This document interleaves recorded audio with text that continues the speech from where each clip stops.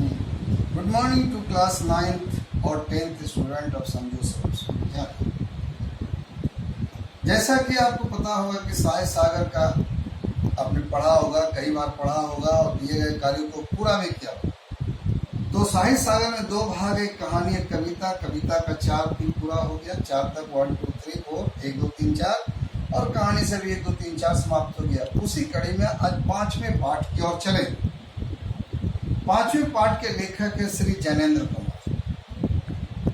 तो हम कवि परिचय चलते हैं पहले हल्के में, संक्षिप्त में। जैनेन्द्र कुमार का जन्म अलीगढ़ जिले के कोडियागंज नामक कस्बे में 1905 में हुआ था। इनकी रचनाओं में गांधीवाद ज्यादा दिखाई पड़ता है। ये बड़े अहिंसावादी और दार्शनिक थे, और गांधी जी भी अहिंसावादी थे। बहुत सारी किताबों की इन्होंने रचना की है। इनके कहानियों में कला को नया आयाम मिला है, जिसमें वर्णन और विवरण की अपेक्षा चिंतन और विश्लेषण की प्रधानता। तो चले अब कहानी की ओर। अपना अपना भाग सब समझते होंगे। बहुत सारे लोग ऐसे हैं जो कि भाग पर ही निर्भर करते हैं। हमें भाग मेरा अच्छा है, मुझे सब मिलता रहेगा, और किसी कहता है मेरा भाग ही खराब है, मुझे क्या मिलेगा, और भाग के भरोसे बैठ जाते हैं, अपने कर्तव्य को भूल जाते हैं। लेकिन यहाँ पर भी अपना अपना भाग के बारे में लेखक ने बड़ा ही अपने ढंग से प्रस्तुत किया है। लेखक इस कहानी में लेखक और उसके मित्र मंडली घूमने के लिए जाते हैं। तो चले कैसे घूमने जाते हैं, कहाँ जाते हैं। बहुत कुछ निरुद्देश्य घूम चुकने पर, यानी बिना उद्देश्य का घूम चुकने पर, मित्र और वो लेखक एक सड़क के किनारे बेंच पर बैठ गए। शायद घूमने के लिए घूमने का स्थान था वो नैनीताल। नैनीताल की संध्या धीरे धीरे उतर रही थी, यानी शाम होने को थी।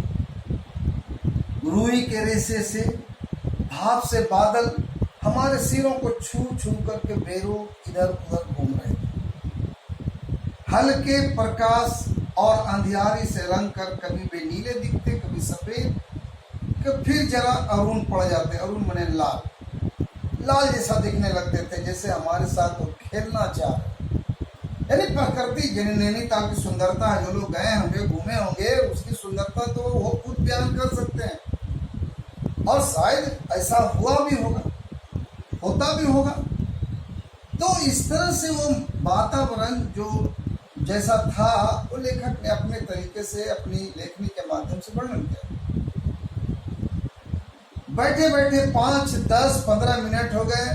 मित्र को उठने का कोई इरादा ना मालूम, उठना नहीं चाह रहे थे। बैठे भाई बैठे, चलो शाम हो गई, ठंड बढ़ रही है, हल्के हल्के बर्फ की रेशे उड़ने आ रहे हैं।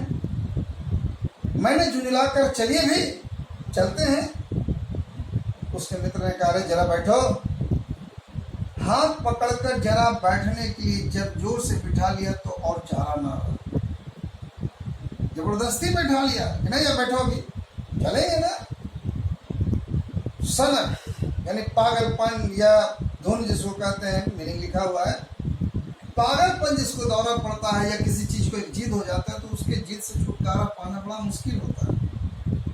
और जरा बैठना जरवाना था।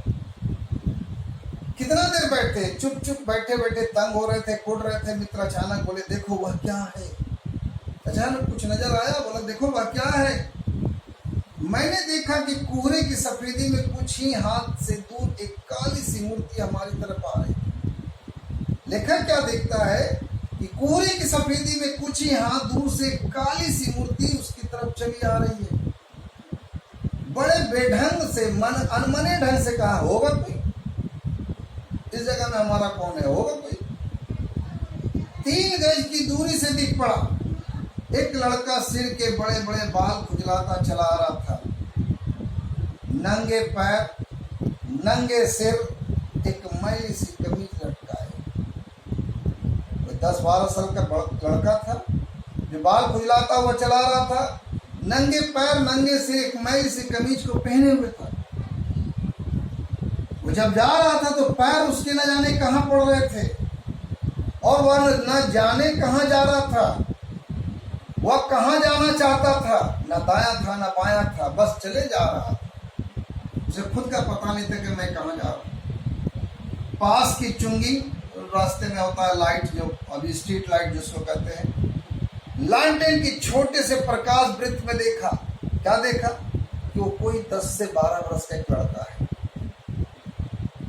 गोरे रंग का है।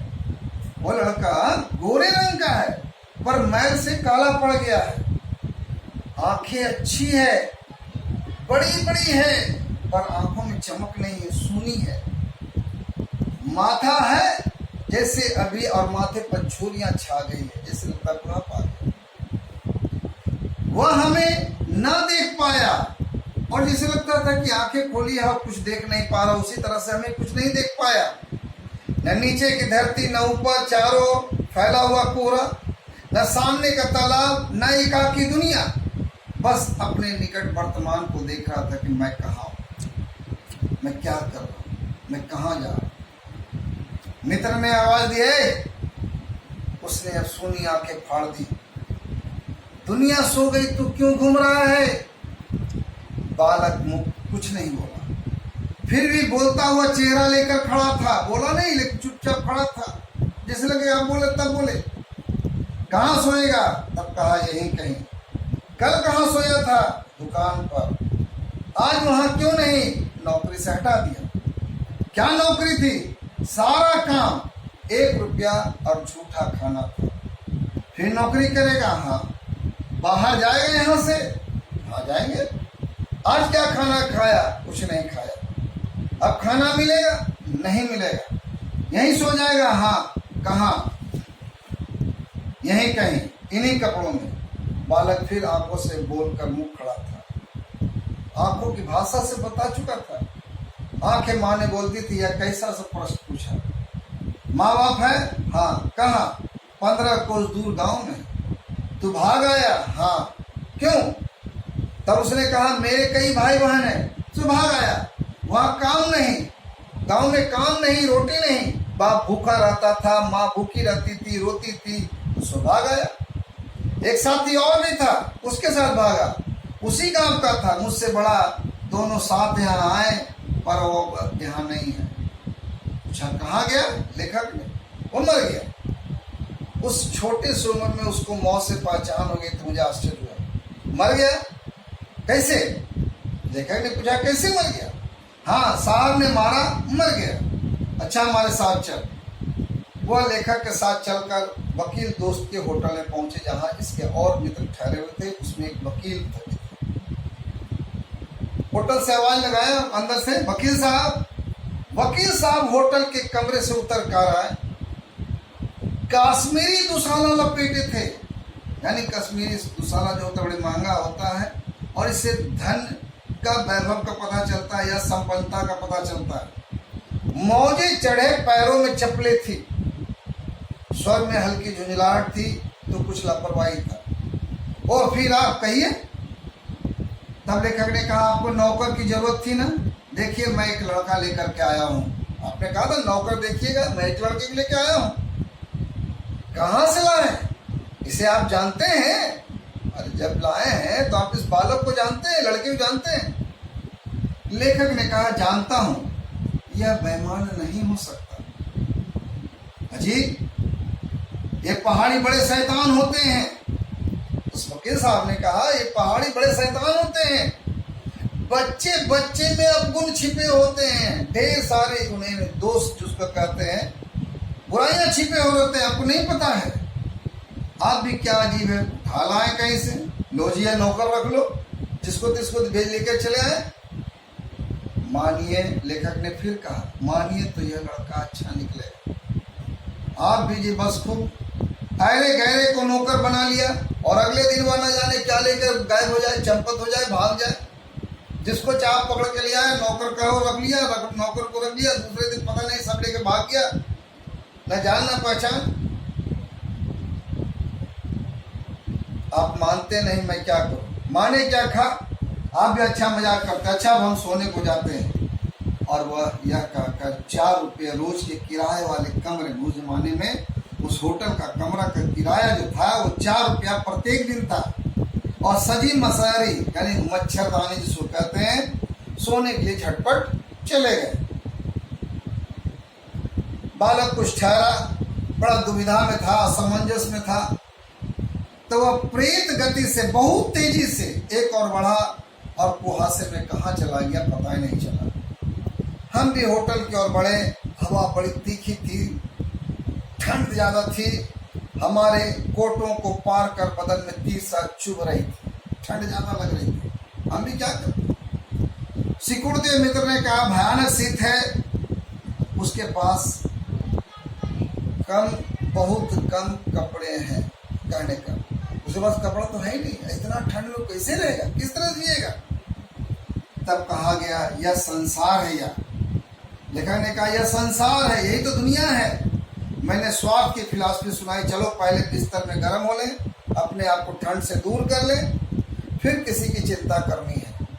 बालक तो चला गया था। उदास होकर मित्र ने कहा स्वार्थ जो कहो, लाचारी कहो, निठाई कहो, या बेहाई कहो, या बेशर्मी कहो, जो भी कहो, इंसान किस तरह से सोचता है, सोचने का तरीका। दूसरे दिन नैनीताल स्वर्ग के किसी काले गुलाम पशु का दुलार का वह बेटा बालक निश्चित समय हमारे होटल दीपक में नहीं आया।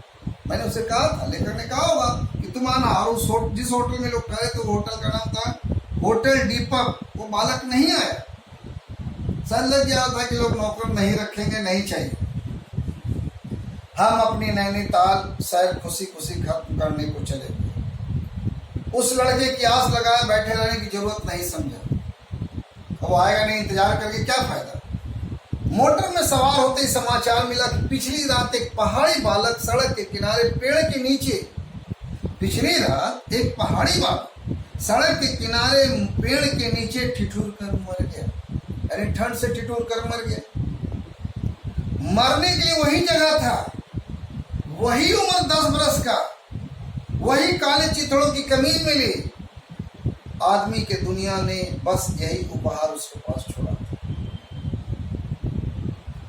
पर बतलाने वालों ने बताया उस गरीब के मुंह पर, उसके छाती पर, मुट्ठियों में, पैरों पर हल्की सी चादर चिपक गई थी, बर्फ की हल्की चादर। यानी बर्फ से वो सोया होगा बाहर में ठंड में, कोई तो ठिकाना नहीं था। चादर चिपक गई थी, मानो दुनिया की बेहाई ढकने के लिए प्रकृति ने सबके लिए सफेद चादर की जगह पर सफेद बर्फ के ठंड कफन के रूप में उसका प्रबंध कर दिया था। तो ये था कहानी, किस तरह का 10 वर्ष का बालक अपनी गरीबी के कारण, दुनिया की नासमझी के कारण, अमीरों का उसके प्रति दया की भावना ना दिखाने के कारण, एक माँ का औलाद भूख से, ठंड से, बिना कपड़े का वो ठंड में मर गया। आप इस कहानी को बार बार पढ़ेंगे और फिर आपको जब प्रश्न मिलेंगे तो आपको उसको उत्तर लिखना अनिवार्य होगा। कोई तरह का बहाना नहीं, होमवर्क करना है तो करना है, क्योंकि आप कई बार समझ सकते हैं, पढ़ सकते हैं और होमवर्क बना सकते हैं, इसलिए कोई उसमें त्रुटि नहीं होनी चाहिए, बनाना है। इतना ही, आप घर में रहें, सुरक्षित रहें, फिर मिलेंगे अगले क्लास में। Thank you.